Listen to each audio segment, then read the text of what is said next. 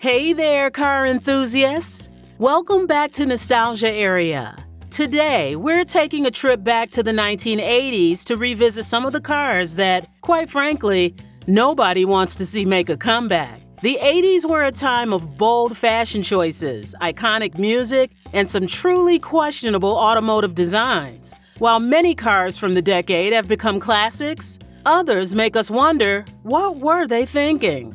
So buckle up, grab your mixtape, and let's explore these automotive disasters that should stay parked in the past. First on our list is the infamous Yugo GV. Introduced to the American market in 1985, the Yugo was marketed as an affordable, no-frills vehicle. Unfortunately, sometimes you really do get what you pay for, and its low price came with a host of issues, including poor build quality, lackluster performance, and it broke down so often the glove compartment came with a bus schedule. The Yugo quickly gained a reputation as one of the worst cars ever made, and its legacy lives on as a cautionary tale of automotive missteps. We're more than happy to leave the Yugo in the rearview mirror. The Ford Pinto, while actually introduced in the 70s, continued to haunt the roads in the early 80s. Sure, it was meant to be an affordable, fuel-efficient ride, but it had one small teensy-weensy problem: a slight tendency to explode in rear-end collisions. Despite efforts to improve its safety, the Pinto's reputation was irreparably damaged. The public outcry and numerous lawsuits surrounding the Pinto make it a car that nobody wants back. Safety first, folks. The Cadillac Cimarron is often cited as one of the biggest missteps in the history of the luxury brand. Introduced in 1982, the Cimarron was basically a Chevy Cavalier with a fancier badge and a "please take me seriously" attitude. Imagine slapping a Rolex sticker on a cheap digital watch and calling it high-end. Cadillac's attempt to compete in the compact luxury market fell flat, as the Cimarron lacked the refinement and prestige expected from the brand. Cadillac had to learn the hard way that you can't just charge more and call it luxury. A mid-engine sports car for the masses? Sounds amazing. Unless, of course, it has a reputation for bursting into flames. Introduced in 1984, the Pontiac Fiero initially garnered excitement with its sleek design and innovative engineering. However, early models had reliability issues so bad that they should have made a reality TV show called Surviving a Fiero Ownership. Despite improvements in later models, the Fiero's early reputation was hard to shake. While some enthusiasts have a soft spot for this quirky sports car, most people are content to leave it in the 80s. The Renault Alliance, a compact car produced in partnership between Renault and American Motors Corporation, AMC, debuted in 1983. Initially praised for its fuel efficiency, the Alliance quickly became known for its love affair with rust and its "I think I can, I think I can't" attitude toward reliability. It was like the car equivalent of a long-distance relationship. It looked great at first, but it just wasn't meant to last. The Renault Alliance serves as a reminder that not all transatlantic collaborations are winners. The Dodge Omni and Plymouth Horizon were essentially the same car, marketed under different brand names by Chrysler. Introduced in the late 70s and continuing through the 80s, these twins were Chrysler's attempt at economy cars. But they had all the excitement of a wet paper towel. Their uninspired design, lackluster performance, and poor build quality made them the automotive equivalent of eating plain oatmeal every day. Sure, they got the job done, but nobody was thrilled about it. And much like that soggy oatmeal, they disintegrated pretty quickly. The Chevrolet Citation was part of GM's X-Body platform and aimed to provide a practical front-wheel drive option for American families. Launched in 1980, the Citation started off with high praise, but then the recalls hit hard. Brake failures, rust, and transmission issues turned this promising family car into a rolling stress test. Owning a Citation meant you were either very brave or very unlucky. If you ever wondered what it's like to live on the edge, just try stopping one of these on a wet road.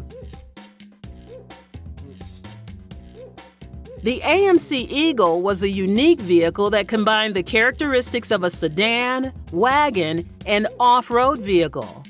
Introduced in 1980, the Eagle was ahead of its time with its all-wheel drive system. However, its styling screamed awkward phase that never ended. While some enthusiasts appreciate the Eagle's quirks, most people agree that this funky mashup belongs in the past. The Mercury Lynx was a compact car based on the Ford Escort and aimed at providing an economical option for budget-conscious buyers. Introduced in 1981, the Lynx was unremarkable in terms of design and performance. Its lack of innovation and numerous quality issues made it a forgettable entry in the automotive landscape. If meh were a car, it would be the Lynx. The Mercury Lynx serves as a reminder that not all cars are destined for greatness. The Isuzu I-Mark, also known as the Gemini in other markets, was a compact car introduced in the early 80s. While it offered decent fuel efficiency and a relatively low price, the I-Mark was plagued by reliability issues and uninspired design. It was the kind of car you inherited from a distant relative and immediately put up for sale. We're happy to let this one remain a forgotten footnote in automotive history. The Oldsmobile Cutlass Cimarron was a mid-size sedan introduced in 1982 as part of GM's A-body platform. While it was a popular choice for families due to its practicality and affordability, it was about as exciting as a tax seminar. The Cutlass Cimarron was often criticized for its bland design and lack of innovation. Its uninspired styling and mediocre performance made it a forgettable car. While it served its purpose as a reliable family vehicle, the Cutlass Cimarron is not a car that anyone is eager to see return. The Chrysler LeBaron was a mid-size car that came in various body styles, including coupe, sedan, and convertible.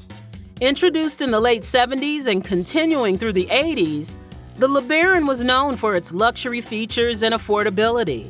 However, its build quality and performance often left much to be desired, and the LeBaron eventually earned a reputation for being an underwhelming attempt at luxury. It's best remembered as that car from the 80s that kind of looked fancy but wasn't. The Ford EXP was a compact two-seater sports car introduced in 1982. Based on the Ford Escort, the EXP aimed to provide a sporty driving experience for a lower price. However, the EXP had the power of a sleepy hamster and the styling of a confused Escort. The EXP's awkward design and poor sales led to its discontinuation. While it's an interesting footnote in Ford's history, the EXP is not a car that anyone is eager to see make a comeback. The Pontiac 6000 was yet another midsize sedan that screamed, "I'm here because I have to be." It was practical, sure, but also about as exciting as watching paint dry. Its bland styling and mediocre performance made it a forgettable car. Despite its initial popularity, the Pontiac 6000 is not a car that anyone is clamoring to see return. We're content to leave this one in the past. The Mazda RX7, introduced in the late 70s and continuing through the 80s, was a sporty and stylish car that had a rotary engine, which was great until it wasn't. The engine's reliability was about as predictable as 80s fashion trends. Some days it worked, some days it just gave up. The rotary engine's complexity and frequent mechanical problems made it a challenging car to own. While some enthusiasts still appreciate the RX-7's quirks, most people are content to let this one remain as part of automotive history. The Hyundai Excel was a compact car introduced in 1985 as Hyundai's first entry into the American market. Prone to rust, breakdowns, and general sadness, the Excel was an affordable way to experience disappointment. The car's reputation for being unreliable and prone to frequent breakdowns led to its eventual discontinuation. While Hyundai has since improved its reputation, the Excel is a car that nobody wants back. The Dodge Aries and Plymouth Reliant, part of Chrysler's K-Car platform, were introduced in the early 80s. These cars were as exciting as watching grass grow, but they were cheap and practical. While they were initially praised for their fuel efficiency and affordability, the K-Cars were often criticized for their uninspired design, lackluster performance, and numerous quality issues. Despite their role in helping Chrysler survive the financial difficulties of the time, the Aries and Reliant are not cars that anyone is eager to see return.